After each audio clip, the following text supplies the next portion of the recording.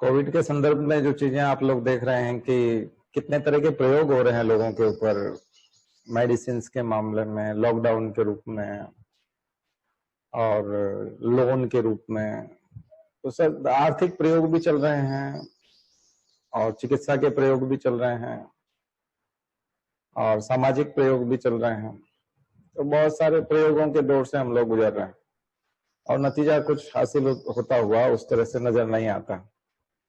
इसका मतलब बहुत सारा फेल्यूर जो है हमारे सामने आता जाता है। तो ये प्रशासन में जब आप जाते हैं तो आज मैं सुन रहा था कि जो कार्मिक मिनिस्ट्री है, यानी कि जो personal ministry, ministry of personal, DOPT जिसको कहते हैं, वो बात कर रहे हैं कि जो लोग एमबीबीएस हैं, डॉक्टर हैं और आईएएस आईपीएस हैं, उनको मैदान में उतारा जाएगा, ज्यादा से ज्यादा उनकी सलाह ली जाएगी। मैंने आपको पहले भी कहा था कि जो डॉक्टर आईएएस होता है या डॉक्टर कलेक्टर होता है तो वो ज्यादा सक्सेस होता है, क्योंकि वो पब्लिक डीलिंग भी ज्यादा अच्छे से कर पाता है और वो बीमारियों को और उसके रोग विज्ञान को भी अच्छे से समझता है। तो ये चीजें, ये आज मिनिस्ट्री जो है इस बारे में सोच रही है। कल आपको न्यूज़पेपर में या आज न्यूज़पेपर में ये सब चीजें देखने को मिलेंगी।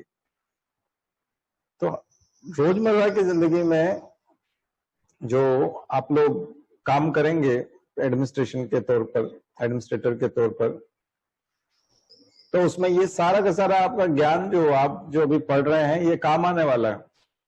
ये निराधार नहीं है, इसका पूरा एक जबरदस्त आधार बनने जा रहा है और ये आप करने जा रहे हैं। तो आपको ये सब सोच समझ करके पढ़ाई करनी है। और जो जिस थियोलॉजी को हम लोग पढ़ रहे हैं, धर्म विज्ञान को पढ़ रहे हैं और जिसमें तमाम दर्शन और तमाम ये चीजें पढ़ रहे हैं, ये भी आपके उसका एक हिस्सा बनने जा रहा है।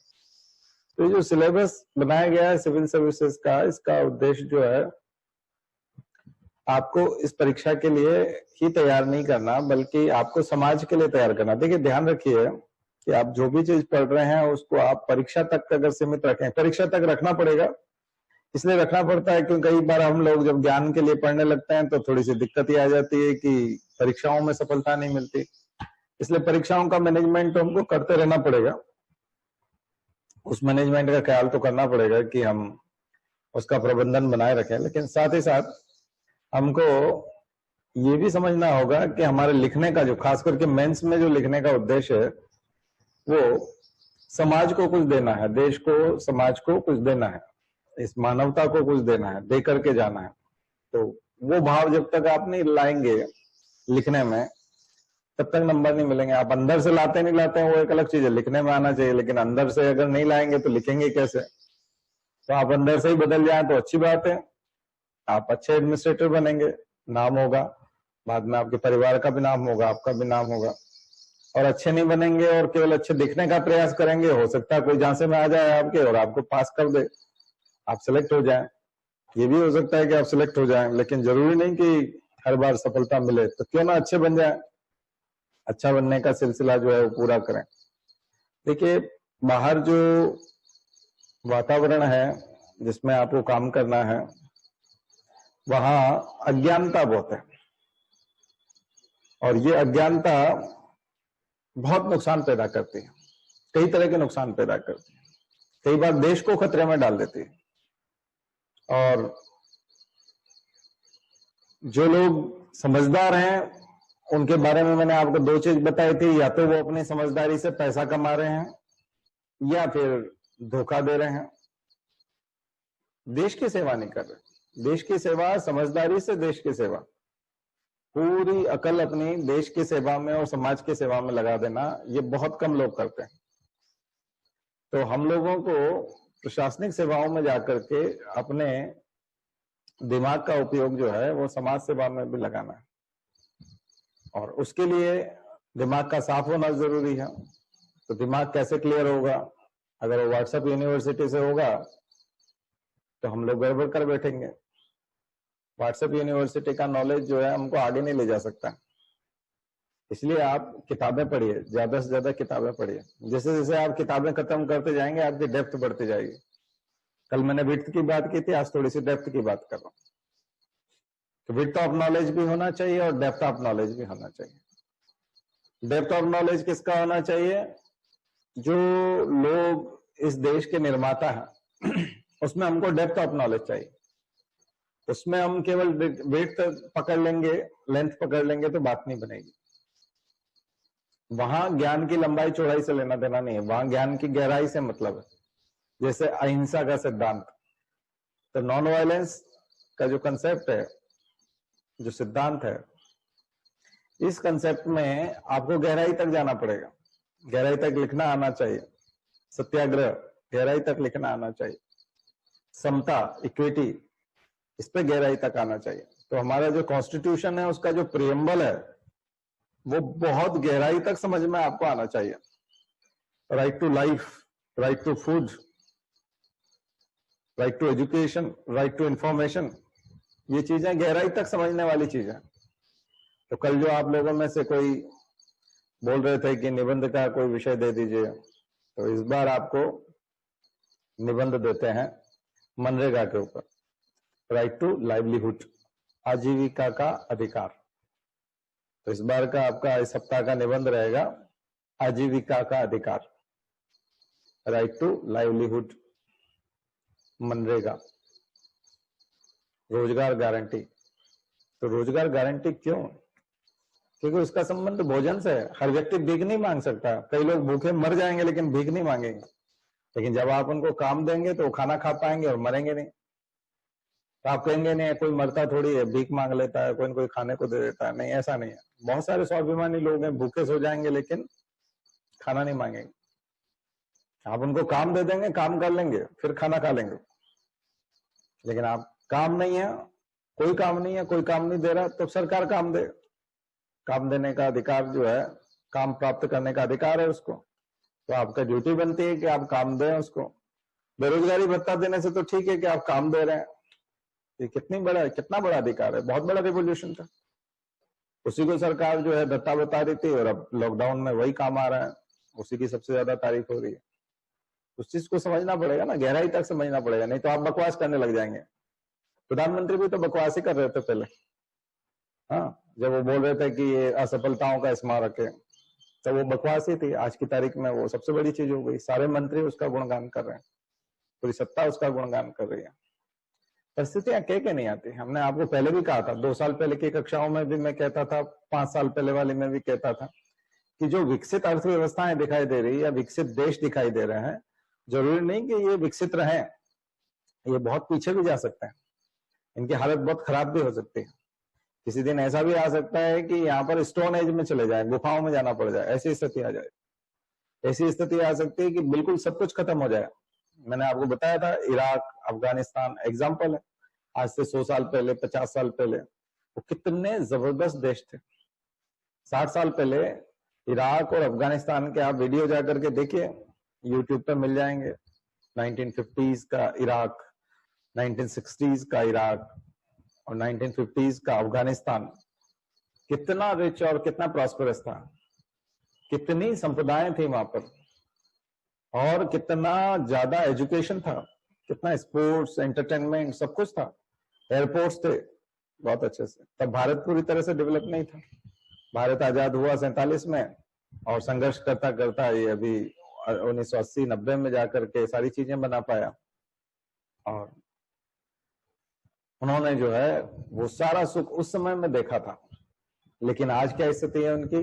युद्धोन्माद ने खत्म कर दिया, सब युद्ध के संघर्ष में खत्म हो गया उनका, उनकी इकोनॉमी चली गई, सब कुछ चला गया। कट्टरवाद ने सब कुछ खत्म कर दिया। तो धार्मिक कट्टरवाद जब आता है तो सब कुछ खत्म कर देता है, बिल्कुल आप स्टोन एज में चले जाते हैं, बहुत बुरी स्थिति में पहुंच जाता है, धूल उड़ती है यहाँ पे आपके। तो धार्मिक कट्टरवाद बहुत बेकार चीज है।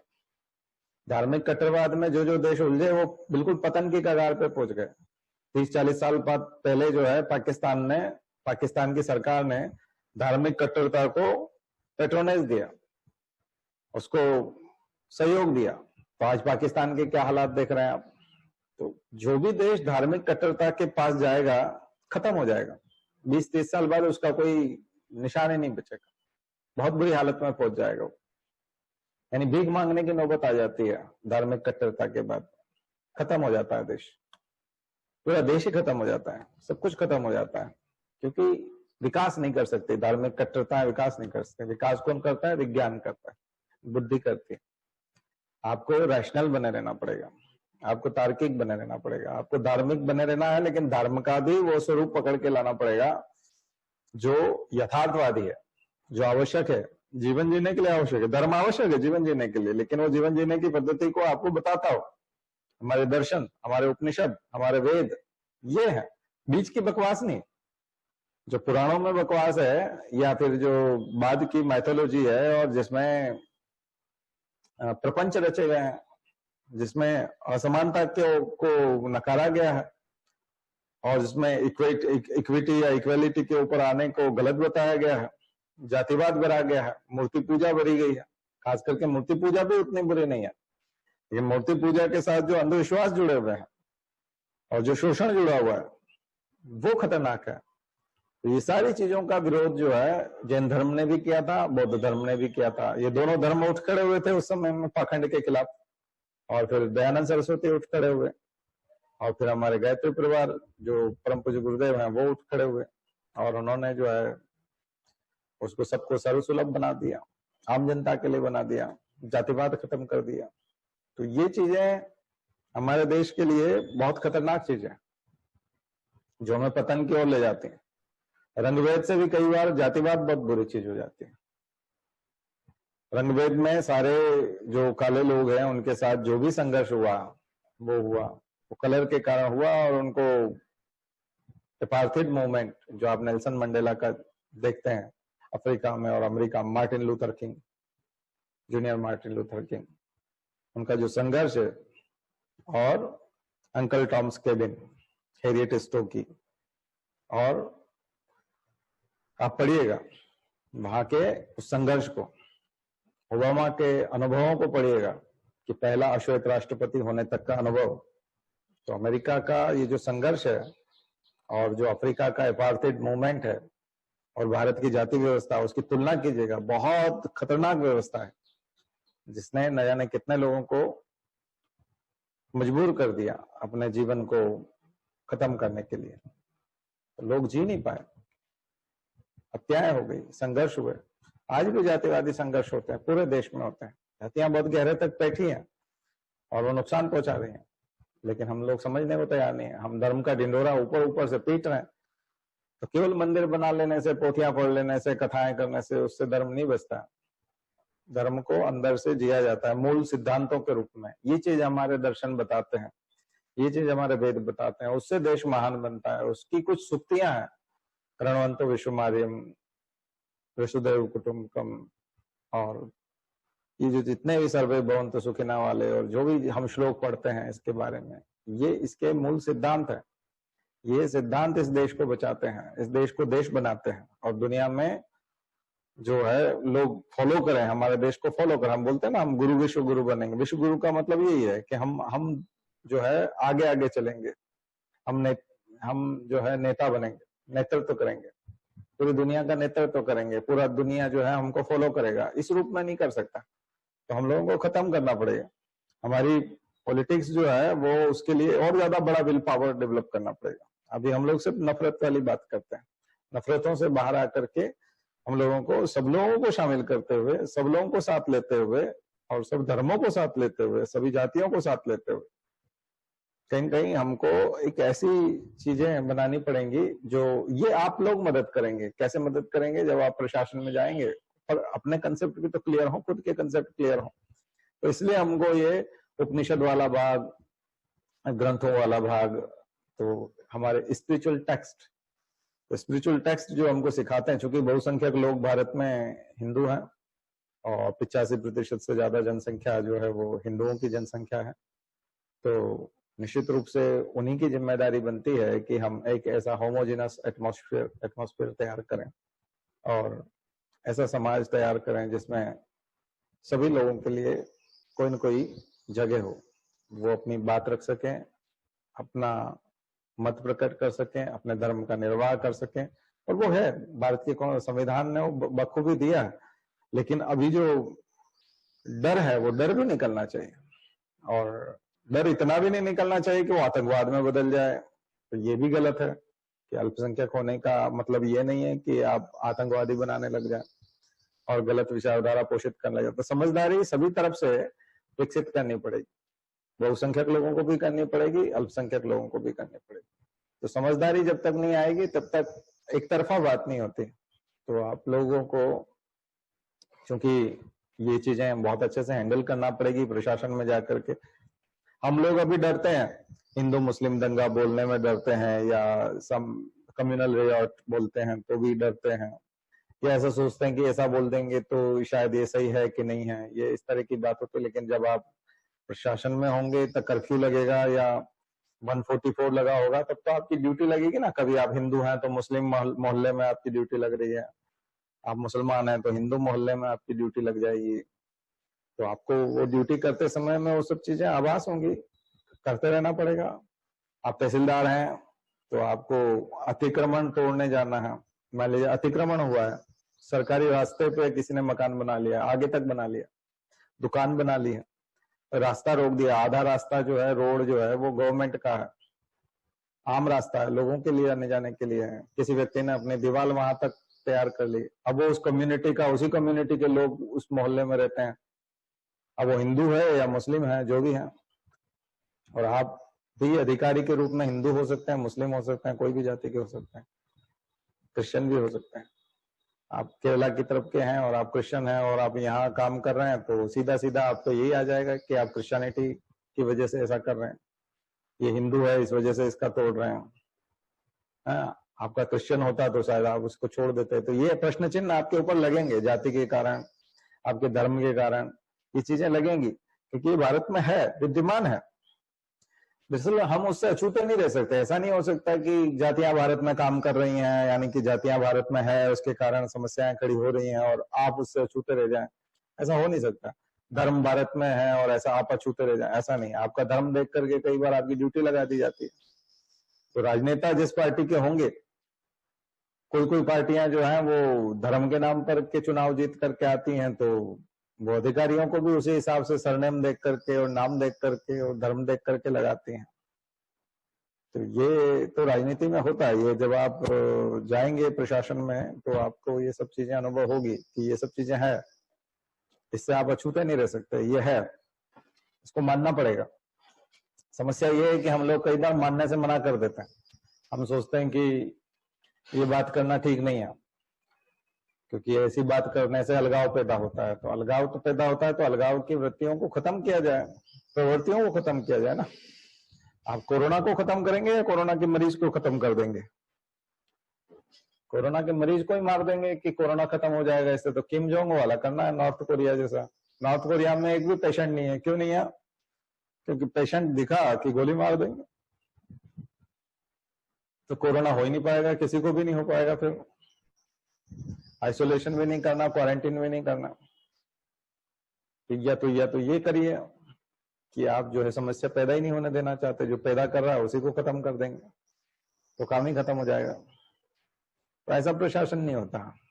तो इसलिए हम इस हिस्से को बहुत अच्छे से समझेंगे, बहुत प्रैक्टिकल हिस्सा है, काम का है। तो चलिए, योग दर्शन। यहाँ जब हम पतंजलि का नाम लेंगे तब बाबा रामदेव नहीं है उसका मतलब, ठीक है? बाबा रामदेव भी अच्छा आदमी है, लेकिन यहाँ मतलब वो नहीं है अभी।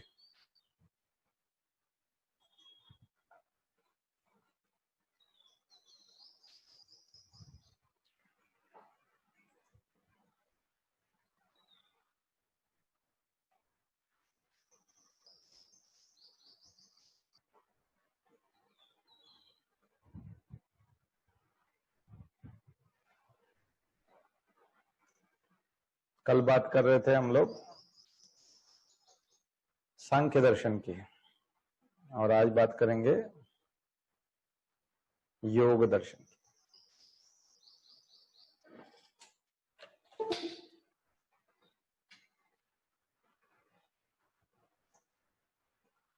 योग दर्शन, इसके प्रणेता थे महर्षि पतंजलि। अब इसको पढ़ लेते हैं तो इससे काफी चीजें ठीक हो जाएंगी, है ना? योग के अनुसार क्या हो गया?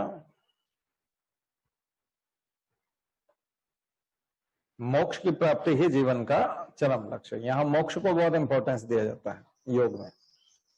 और योग दर्शन भी सांख्य दर्शन की तरह द्वैतवादी है।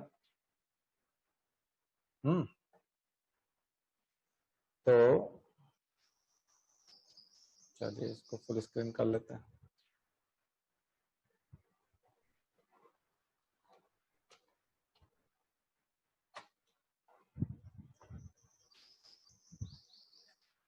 सांख्य के तत्वशास्त्र को वो पूर्णतः मानता है, उसमें एक तत्व और जोड़ देता है, वो ईश्वर जोड़ देता है। उस समय तत्वों की संख्या 25 बताई थी, यहाँ 26 हो जाती है। इसलिए योग का संयोग सांख्य दर्शन के साथ किया जाता है। योग सांख्य के प्रमाण मीमांसा को भी ज्यों का त्यों मानता है। महर्षि पतंजलि कृत योग सूत्र योग दर्शन के ज्ञान का आधार है। पतंजलि का योग सूत्र, पतंजलि की कृति कौन सी हो गई? योग सूत्र।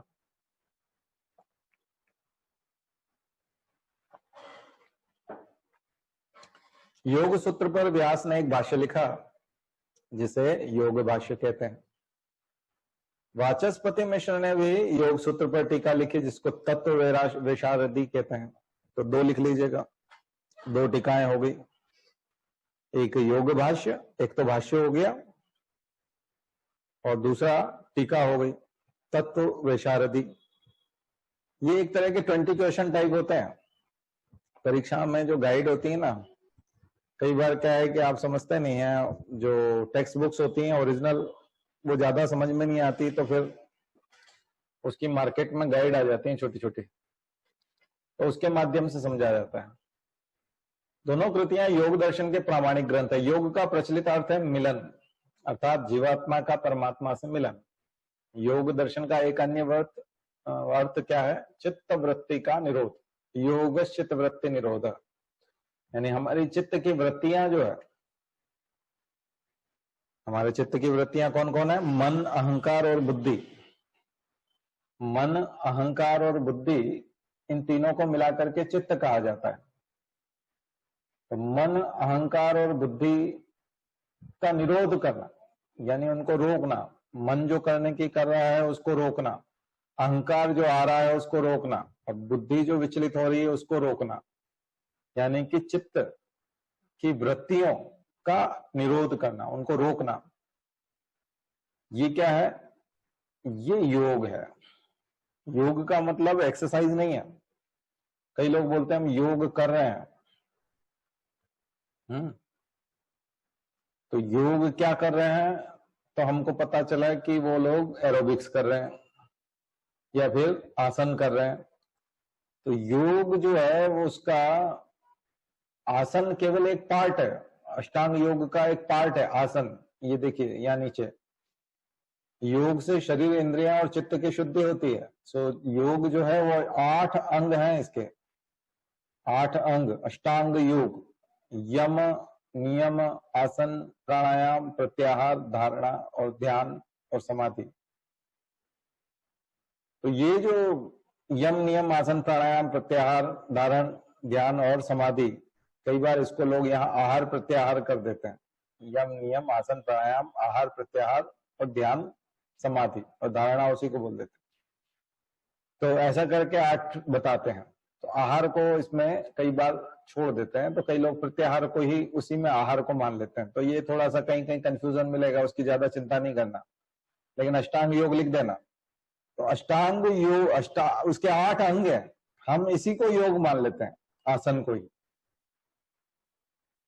अगर कोई हमको आसन करता हुआ दिखाई देता है तो हमको लगता है ये योग कर रहा है या योगा कर रहा है, सुबह सुबह, है ना। आसन कर रहा है मतलब योगा कर रहा है, जबकि ऐसा नहीं है। योग का मतलब अलग टाइप की प्रैक्टिस है। कई बार योग आपको बाहर दिखाई नहीं पड़ेगा। मन, अहंकार और बुद्धि, इसका निरोध करना, ये चित्त की वृत्तियां हैं, ये अत्यंत ही चंचल हैं, अतः इनका निरोध परम आवश्यक है। जब चित्त इंद्रियों द्वारा बाह्य विषयों के संपर्क में आता है तब विषय का आकार ग्रहण कर लेता है। इस आकार को ही वृत्ति कहते हैं, आदत। वृत्ति मतलब एक तरह का आदत, आपकी हैबिट्स। तो चित्त की 5 अवस्थाएं होती हैं। चित्त की 5 अवस्थाएं कौन कौन सी होती हैं? क्षिप्त, मूढ़, विक्षिप्त, एकाग्र और निरुद्ध। ये चित्त की 5 अवस्थाएं। तो योग दर्शन जब कभी अंतर्राष्ट्रीय योग दिवस आ रहा है अभी 21 जून को, तो अंतर्राष्ट्रीय योग दिवस पे भी कभी लिखना पड़ जाए तो भी आपको ये योग के ऊपर कभी निबंध लिखना पड़ जाए तो भी, और योग के ऊपर कोई बड़ा प्रश्न हो तब भी आपको ये लिखना पड़ेगा।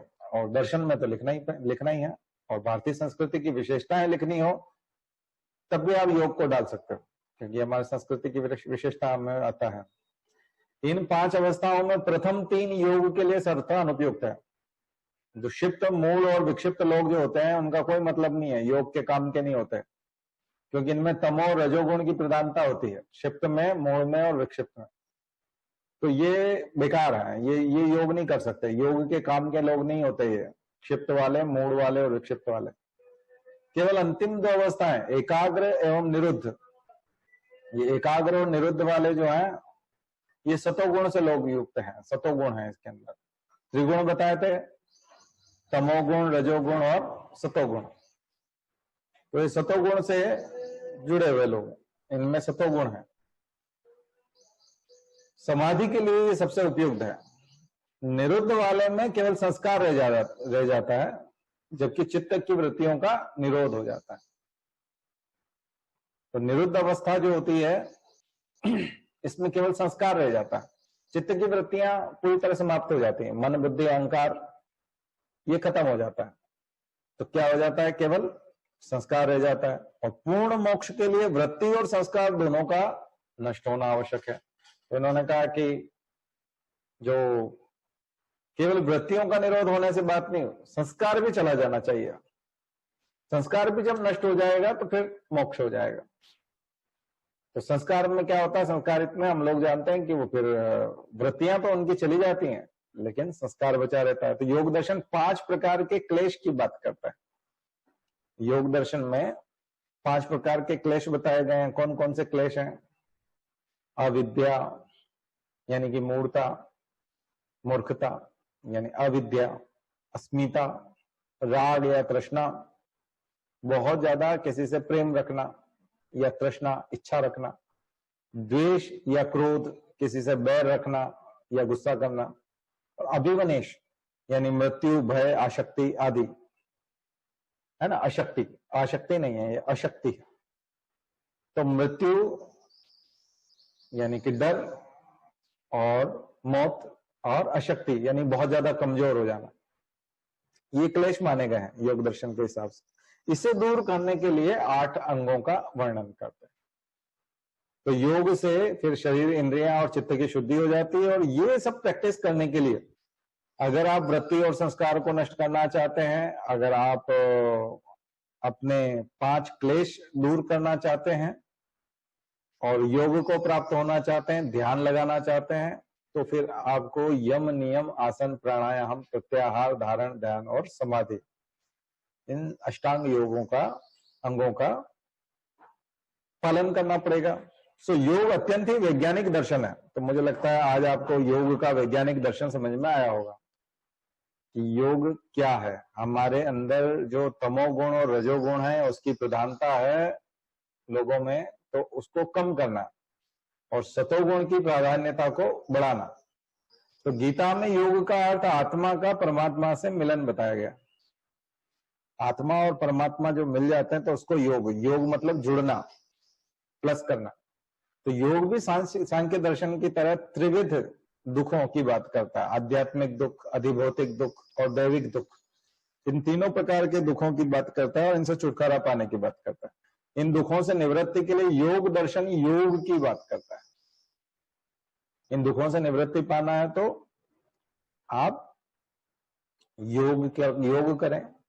यहां सांख्य सिद्धांतों या तत्वों का वर्णन करता है, वहीं योग तत्व ज्ञान प्राप्ति हेतु प्रायोगिक साधन की विवेचना करता है। सो सांख्य मोक्ष या अपवर्ग को आनंद या सुख नहीं मानता। तो मोक्ष प्राप्त करना सुख प्राप्त करने जैसा नहीं है। सांख्य के हिसाब से मोक्ष आपको प्राप्त कर लेना है, बस। उसमें सुख या दुख जैसा कोई भाव नहीं है। इसके विपरीत योग जो है मोक्ष को अनंत आनंद और आत्यंतिक सुख मानता है। वो अल्टीमेट ऐसा मानता है, इजमेंट मानता है। उसको लगता है कि बहुत ही जबरदस्त सुख प्राप्त होगा योग के हिसाब से। तो योग दर्शन में क्योंकि एक व्यावहारिक दर्शन है जबकि सांख्य एक सैद्धांतिक दर्शन है। तो सांख्य के सैद्धांतिक पक्ष का व्यावहारिक प्रयोग ही योग दर्शन है। कहने का मतलब यह है, जो कपिल मुनि ने सांख्य दर्शन दिया है, उन्होंने 25 तत्वों को 24 तत्वों का 25 का व्याख्यान किया था, और इसमें 26वां तत्व जो है वो मोक्ष को सुख मानना। अभी आपने देखा था, ईश्वर को जोड़ दिया, इसमें सिर्फ ईश्वर को 26वां तत्व जोड़ दिया, तो ईश्वर की प्राप्ति, मोक्ष की प्राप्ति, ठीक है, ये 26वां तत्व हो गया। तो ये आनंद का विषय है, मोक्ष प्राप्त हो जाना मतलब आनंद आ गया, सुख मिल गया। जबकि सांख्य के हिसाब से ये है कि बस आप मोक्ष को प्राप्त कर जाओगे। अब मोक्ष को, अब कोई पूछे कि मोक्ष को प्राप्त हो जाएंगे तो क्या होगा, और कुछ नहीं होगा, बस मोक्ष मिल जाएगा आपको। तो यहाँ योग दर्शन में ये है कि नहीं, मोक्ष तो मिलेगा, लेकिन मोक्ष मिलने से आपको सुख मिलेगा, और वो आत्यंतिक सुख होगा, अल्टीमेट इजमेंट होगा वो, वैसा कुछ हो नहीं सकता फिर दुनिया में। तो आपको योग दर्शन का की व्यावहारिकता और उसकी वैज्ञानिकता दोनों समझ में आई। तो योग दर्शन में ईश्वर का विचार, योग दर्शन सांख्य के विपरीत ईश्वर को स्वीकार करता है। योग दर्शन में जड़ और चेतन दो प्रकार के पदार्थों का वर्णन उपलब्ध है। ईश्वर चेतन वर्ग के अंतर्गत आता है। चेतन तत्व पुरुष है, कल बताया था कि चेतन तत्व क्या है, पुरुष, और ईश्वर भी पुरुष है। यहाँ पुरुष का मतलब वो स्त्री पुरुष वाला नहीं है, यहाँ पुरुष का मतलब ये आत्मा और पुरुष और ये शब्द है, यहाँ पुरुष एक शब्द के रूप में है, लेकिन यह सर्वसाधारण पुरुष नहीं है, पुरुष विशेष है। वह स्वभावतः पूर्ण और अनंत पुरुष है, उसकी शक्ति असीमित है। कल आपको जो यमराज वाली बात बताई थी नचिकेता संवाद में, तो यमराज जो बोल रहा है कि वो अव्यक्त है, और अव्यक्त से भी बड़ा जो है वो पुरुष है, उसकी शक्ति असीमित है, वह नित्य है, अनादि है और अनंत है, वह सर्वशक्तिमान है, वह सर्वव्यापी है, वह सर्वज्ञ है, और वह त्रिगुणातीत है। यानी उसमें 3 गुणों वाला झंझट नहीं है, सतोगुण, तमोगुण, रजोगुण, इससे कोई लेना देना नहीं है। सो ईश्वर में ज्ञान एवं ऐश्वर्य की पूर्णता है, वह गुरुओं का गुरु है, वह एक है। अतः योग को एकेश्वरवादी दर्शन भी कहा जाता है, इसे एकेश्वरवादी कहा जाता है। योग दर्शन में ईश्वर को विश्व का सृष्टिकर्ता और संहारकर्ता नहीं माना गया। ईश्वर को इस तरह से नहीं मान रहे कि ये ईश्वर जो है वो क्रिएटर है, इस यूनिवर्स को बनाया उन्होंने, ब्रह्मांड को बनाया और इसको नष्ट भी कर देंगे। योग ये नहीं मानता। विश्व की सृष्टि प्रकृति के विकास के फलस्वरूप हुई है, तो इसका मतलब ये डार्विन के सिद्धांत को मानता है, ऑर्गेनिक इवोल्यूशन को मानता है। योग फिलॉसफी, पतंजलि अपने दर्शन में ऑर्गेनिक इवोल्यूशन की एक तरह से पुष्टि कर रहे हैं। यद्यपि ईश्वर विश्व का सृष्टिकर्ता नहीं है, तथापि वह विश्व की सृष्टि में सहायक होता है। तो इनका कहने का मतलब है उसने सृष्टि तो नहीं की, लेकिन वो सृष्टि में सहायक है। विश्व की सृष्टि पुरुष और प्रकृति के संयोग से आरंभ होती है। विश्व की सृष्टि पुरुष और प्रकृति के संयोग से आरंभ, जबकि दोनों एक दूसरे से भिन्न एवं विरुद्ध कोटि के हैं। दोनों को संयुक्त करने के लिए ही योग दर्शन में ईश्वर की मीमांसा हुई है। जो एनालिसिस करते हैं हम लोग, ईश्वर की बात करते हैं योग दर्शन में, ये इन दोनों को संयुक्त करने के लिए, प्रकृति और पुरुष को। अतः ईश्वर विश्व का निमित्त कारण है। ईश्वर जो है वो निमित्त कारण है, जबकि प्रकृति विश्व का उपादान कारण है। और ओम ईश्वर का प्रतीक चिन्ह है, इसलिए ओम का उच्चारण होता है। योग दर्शन में ओम के उच्चारण का महत्व बताया गया। ठीक है, तो ये निमित्त कारण क्या होता है, उपादान कारण क्या होता है, ये अगले दर्शन में हम बात करेंगे। ठीक है, निमित्त कारण और उपादान कारण। चलिए, तो अगला देखिए न्याय दर्शन।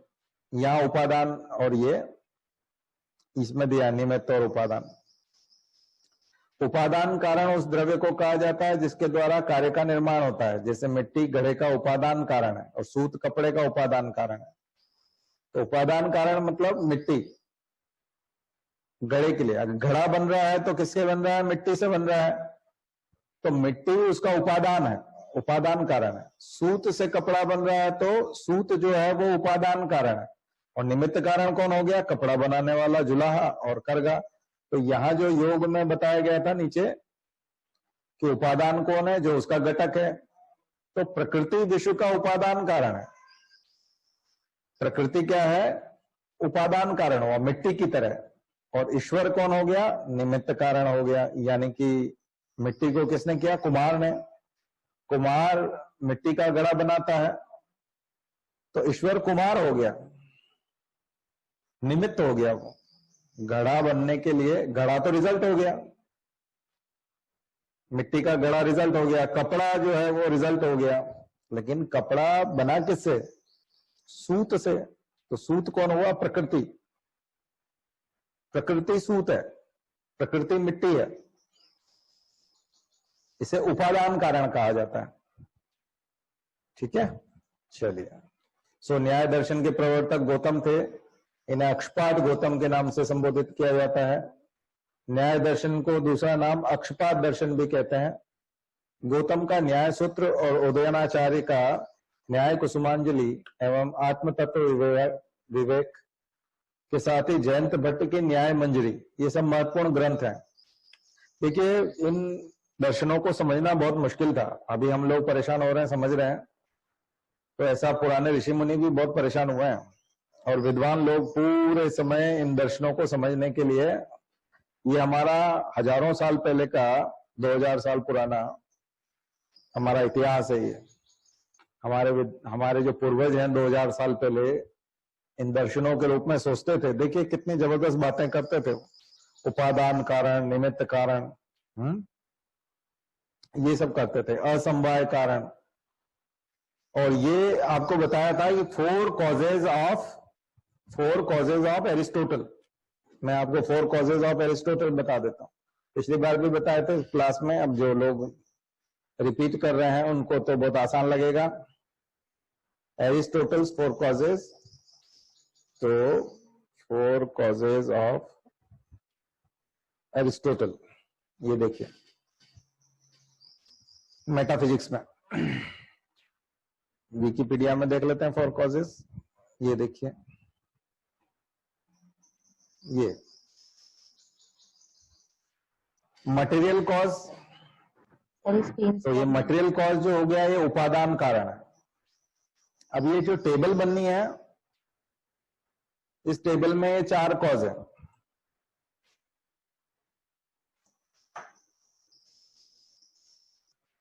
अच्छा, स्क्रीन शो नहीं हो रहा, तो स्क्रीन शो करवाते हैं सबसे पहले। तो उपादान ही नहीं हो पा रहा आपका।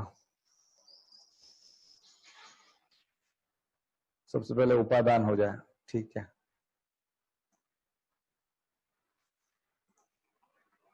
ये देखो,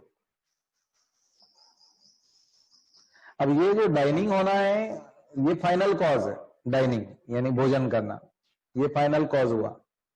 एफिशिएंट कॉज कौन सा हो गया? कारपेंट्री। ये एफिशिएंट कॉज जो है, ये निमित्त कारण है। एफिशिएंट कॉज क्या हो गया? कारपेंट्री। ये निमित्त कारण, और ये निमित्त बना। कारपेंटर जो है, वो कारपेंटर ने आकर के टेबल बना दी। और फाइनल कॉज क्या हो गया? डाइनिंग, यानी कि इस टेबल का उपयोग करते हुए भोजन किया जाएगा इस टेबल पे। और फॉर्मल कॉज क्या हो गया? डिजाइन, यानी कि इस वुड को डिजाइन किसने दिया? कारपेंटर ने दिया। तो कारपेंटर जो है वो डिजाइन दे रहा है, किसको? वुड को। तो ये समवाय कारण हुआ, असमवाय कारण। फॉर्मल कॉज क्या हो गया? असमवाय कारण। और फाइनल कॉज क्या हो गया? अंतिम, उसका उपयोग जो होने जा रहा है।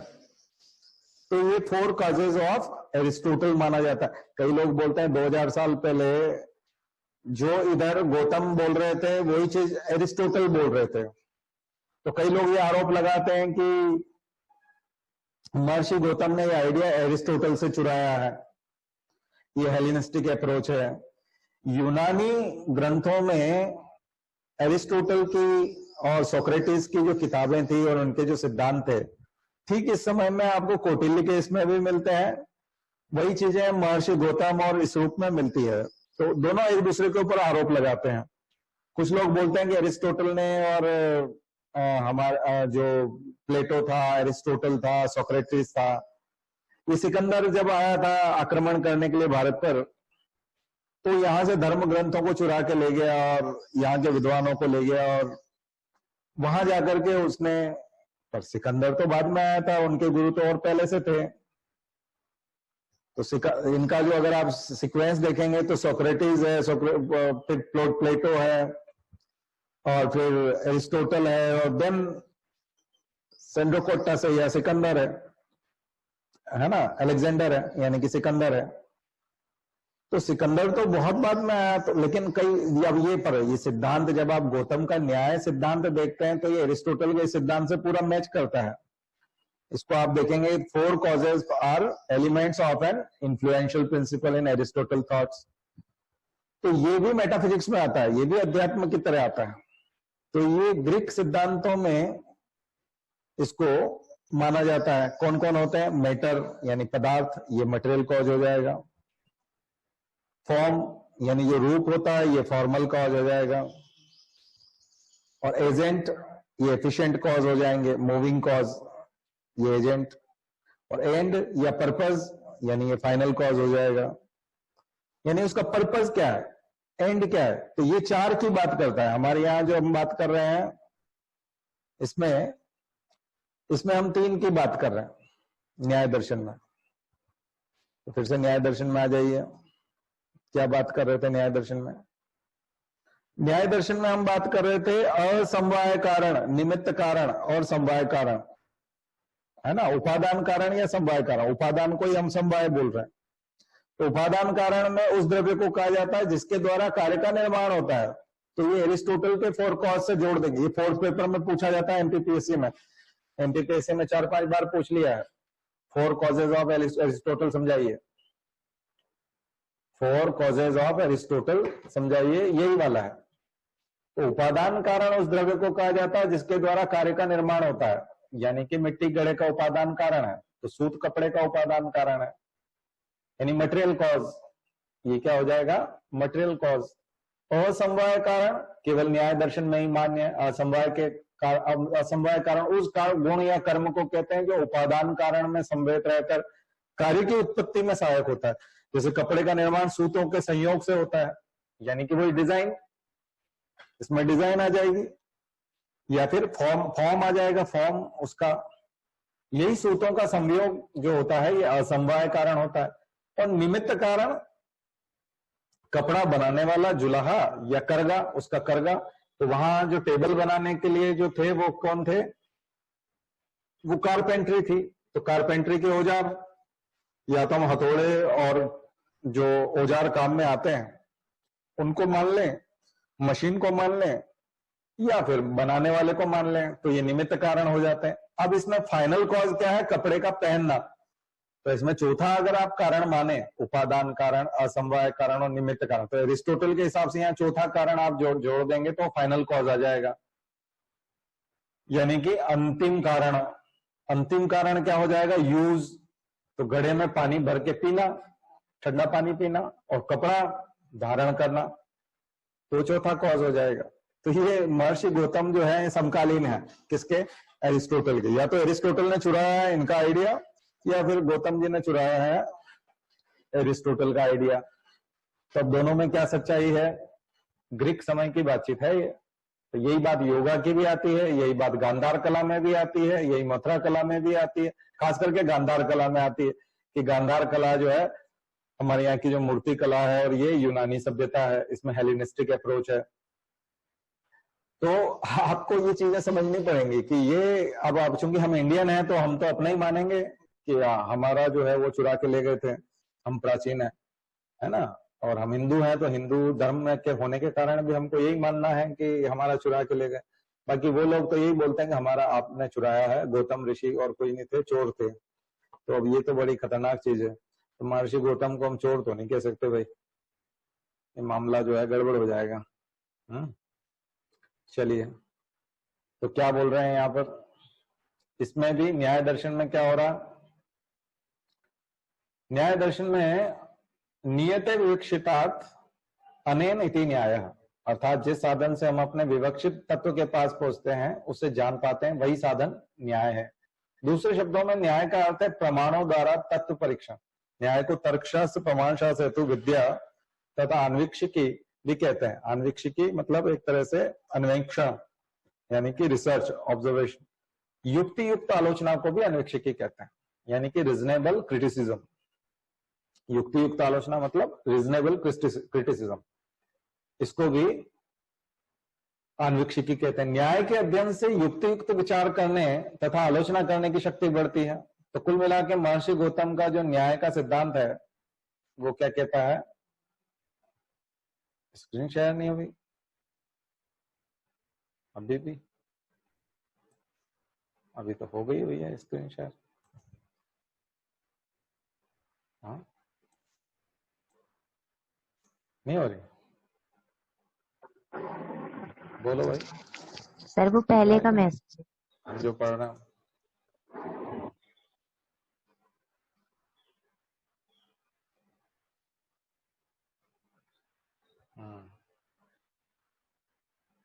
ठीक है, तो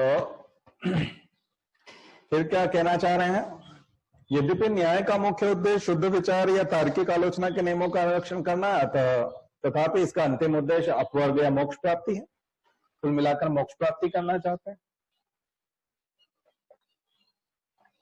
तो मोक्ष प्राप्ति के लिए न्याय दर्शन में 16 पदार्थों का उल्लेख किया गया है। ये 16 पदार्थ तत्व ज्ञान का साधन है।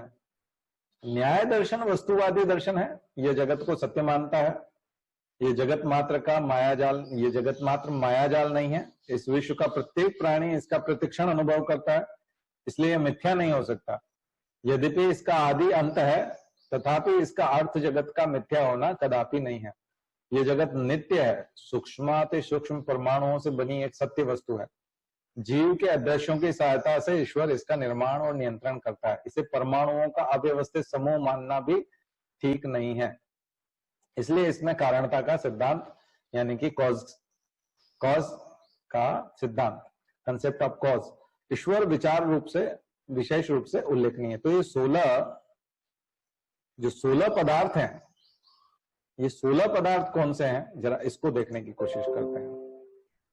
ठीक है,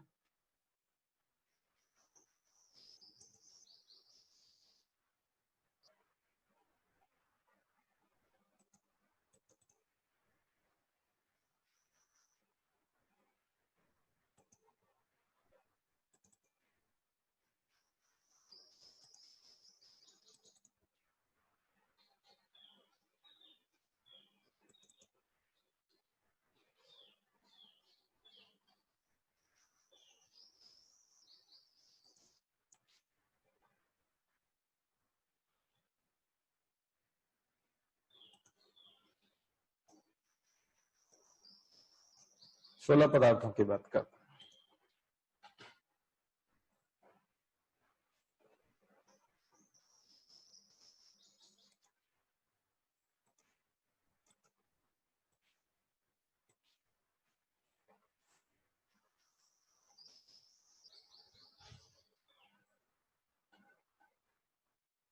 हैं।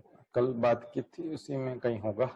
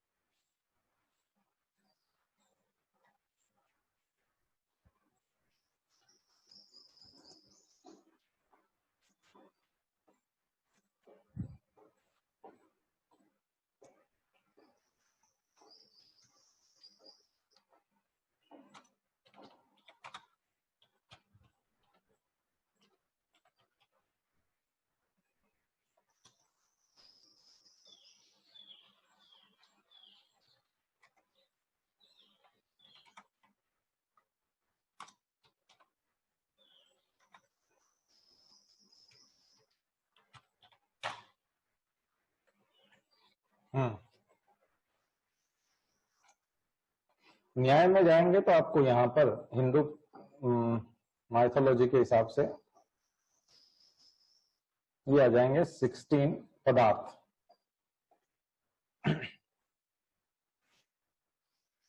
दिख रहा है स्क्रीन पे? मुझे लगता है दिख रहा होगा। द न्याय metaphysics recognise 16 padarthas or categories and includes all 6 or 7 categories of the Vaisheshik in the second one of them called प्रमेय। तो ये 16 पदार्थ हैं जो आपको फिर वैशेषिक दर्शन में भी देखने को मिलेंगे। तो 16 पदार्थ कौन कौन से हैं ये लिख लीजिए आप लोग।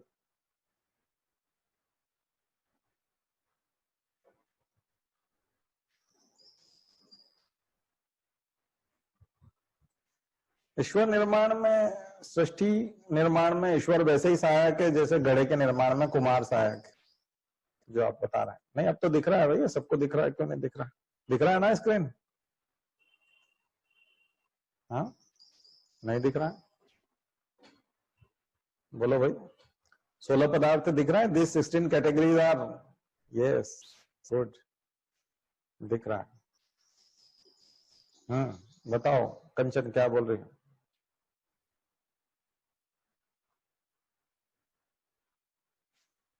चलिए, प्रमाण। Valid means of knowledge. प्रमाण का मतलब प्रमेय, ऑब्जेक्ट्स ऑफ वैलिड नॉलेज, समस्या यानी कि डाउट, प्रयोजन यानी कि एम। तो 16 पदार्थ या पदार्थों से मतलब 16 कैटेगरीज है। तो डाउट जो हमारे होते हैं, हमारे मन में जो डाउट आते हैं, समस्या जो हमारे मन में होती है, फिर जो प्रयोजन होता है, एम, फिर दृष्टांत,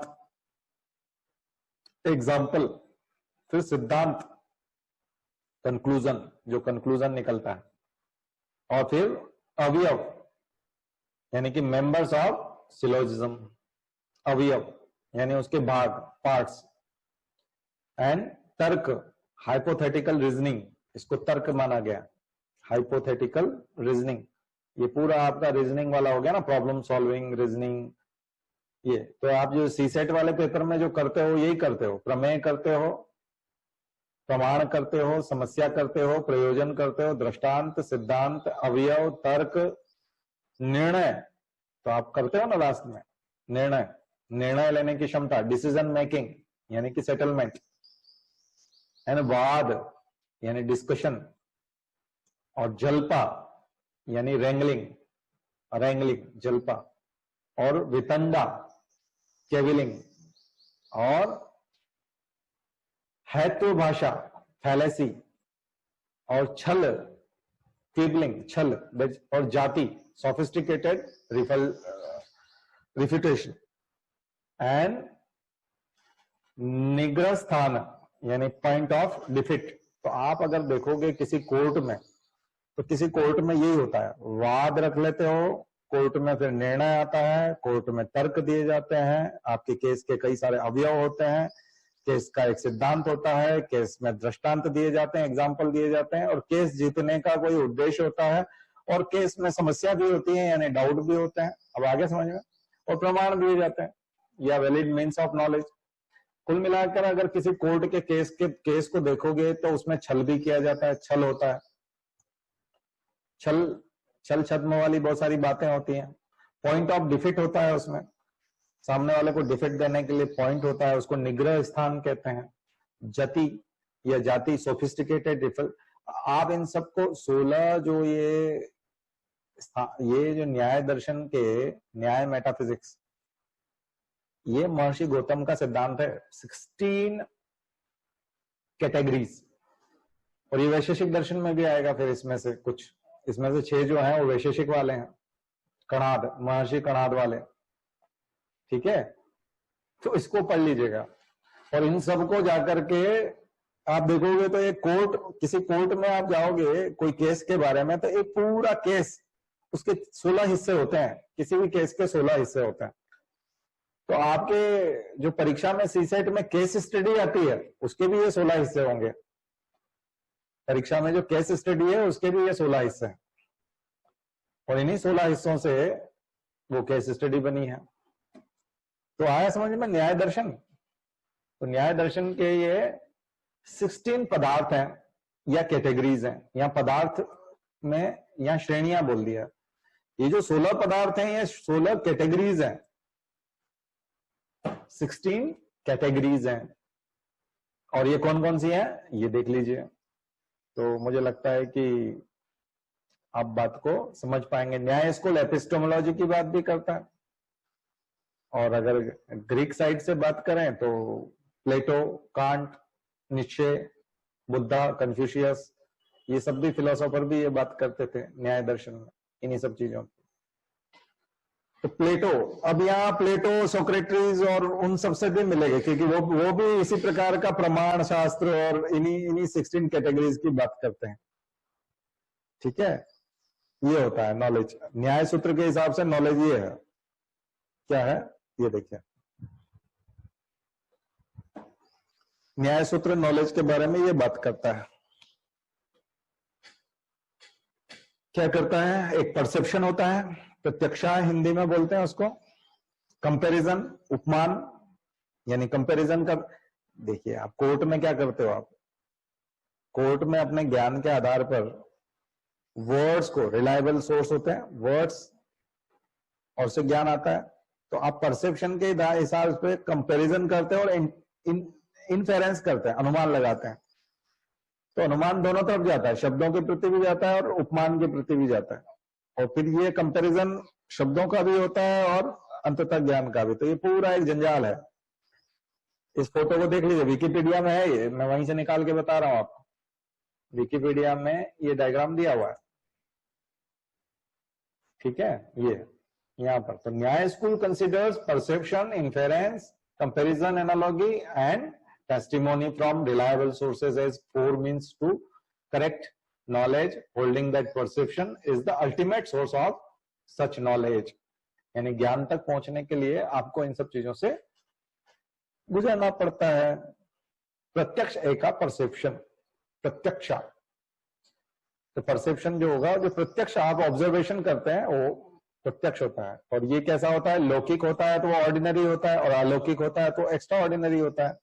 तो लौकिक और अलौकिक दो तरह का होता था। अक्षपाद गौतम इसी को डिफाइन कर रहे हैं अपने न्याय सूत्र में। So defined by Akshapada Gautam in his Nyaya सूत्र।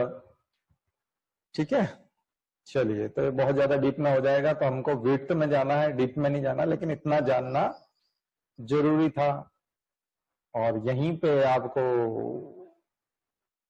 उपादान कारण और वो सब भी समझ में आ जाएंगे आगे। ठीक है, बहुत लंबा चौड़ा विकिपीडिया ने दिया है ये, इसको एक एक को समझने की कोशिश करेंगे तो बहुत डिटेल है। न्याय थ्योरी ऑफ कॉजेशन, कॉजेशन की बात होती तो मेटाफिजिक्स में उधर कॉज की बात बताई रहे हैं, वो कॉज यहाँ पर भी कॉज आ रहा है। कौन कौन सा, समवाय कारण यानी कि material cause, thread of cloth बताया था अभी आपको। असमवाय कारण, colour of thread which gives the colour of the cloth, यानी कलर, डिजाइन, कुछ भी, वो असमवाय कारण। और निमित्त, efficient cause, the weaver of the cloth, ये एफिशिएंट क्लॉज आ गया। और फाइनल क्लॉज इसमें नहीं दिया हुआ है, ठीक है, इसमें फाइनल क्लॉज नहीं है, नहीं तो बाकी अगर इसमें आप 3 काइंड्स ऑफ कॉज है न्याय के हिसाब से, लेकिन एरिस्टोटल के हिसाब से 4 kind of cause.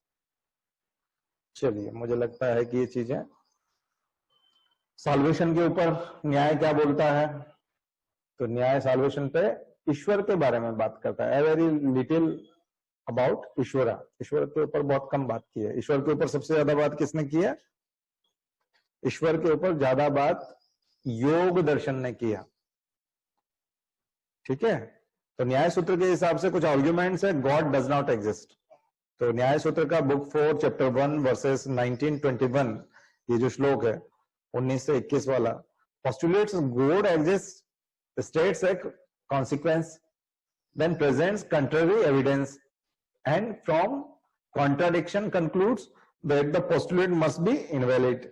So the Lord is the cause, since we see that human action lacks results। तो अब देखिए क्या है कि इसके हिसाब से तो थोड़ा सा दिक्कत है, लेकिन वहां उसने निमित्त कारण माना है। किसने, योग सूत्र ने, पतंजलि ने उसको निमित्त कारण बताया। और ये कुछ आर्ग्यूमेंट्स हैं जिसमें ये सिद्ध होता है कि गॉड है। तो दरअसल ये तो फिलॉसफी जिसको लेना है ना, जिसको फिलोसॉफी अपना ऑप्शनल सब्जेक्ट के तौर पे लेना है तो वो इसको ले, क्योंकि न्याय logic and it's difference from western logic, तो वेस्टर्न लॉजिक के साथ में जो डिफरेंस है ये सब पढ़ना, ये सब उनका काम है। तो अभी हम लोग इसको नहीं पढ़ रहे, हम लोग आगे बढ़ रहे हैं अपने नोट्स के साथ ही जो हमने अभी पढ़ा था।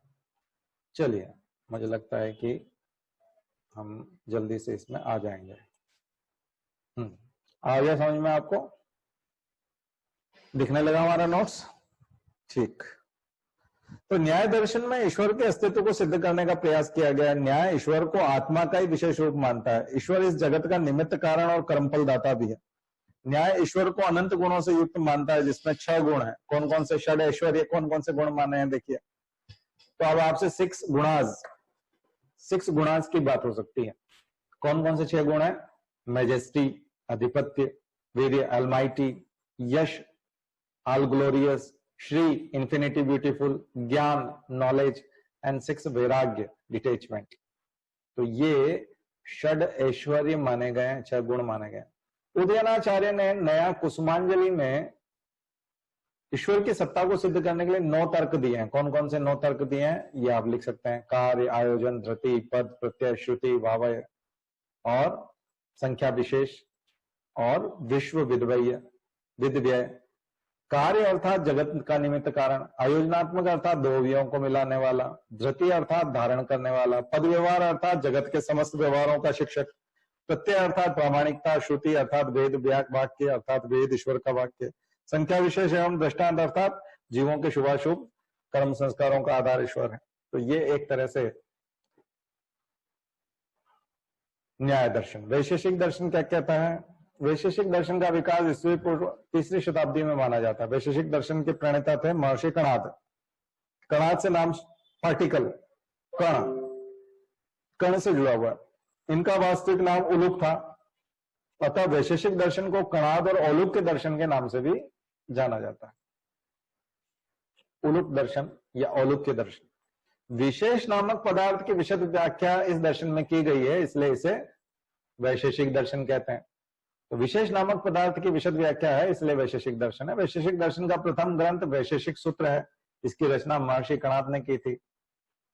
इस पे एक भाष्य लिखा गया है जिसे पदार्थ धर्म संग्रह कहा जाता है। श्री वल्लभ ने न्याय लीलावती लिखी है वैशेषिक दर्शन के ऊपर। और वैशेषिक दर्शन एक वस्तुवादी दर्शन है, क्योंकि वस्तुओं की गोचर जगत को सत्य मानता है। ये जो जगत गोचर है, यानी जितना कुछ भी चल रहा है, तो इस जगत को वो मिथ्या नहीं मानता। वो बोलता है कि नहीं, ये सब सत्य है। तो ज्ञान मीमांसा में वस्तुवाद का अर्थ है हमारे ज्ञान का विषय हमसे अलग अर्थात स्वतंत्र रूप में अस्तित्व रखता है। न्याय और वैशेषिक समान तंत्र वाले हैं। दोनों का उद्देश्य एक ही है, जीवन का मोक्ष। तो यानी कि न्याय दर्शन भी मोक्ष की बात करता है, वैशेषिक दर्शन भी मोक्ष की बात करता है। दोनों समस्त दुखों का मूल कारण अज्ञान को मानते हैं। दोनों मानते हैं कि अज्ञान के कारण मनुष्य दुखी रहता है और दुखों की आत्यंतिक निवृत्ति ही मोक्ष है ना। इन दुखों की आत्यंतिक यानी कि अल्टीमेटली इन दुखों की निवृत्ति हो जाना ही मोक्ष है। उसकी प्राप्ति यथार्थ तत्व ज्ञान से ही हो सकती है। वैशेषिक 7 प्रकार के पदार्थों का उल्लेख करता है, जैसे द्रव्य, गुण, कर्म, सामान्य, विशेष, समवाय और अभाव। देखिए, आप जब केमिस्ट्री पढ़ते हैं तो केमिकल प्रॉपर्टीज पढ़ते हैं, फिजिकल प्रॉपर्टीज पढ़ते हैं।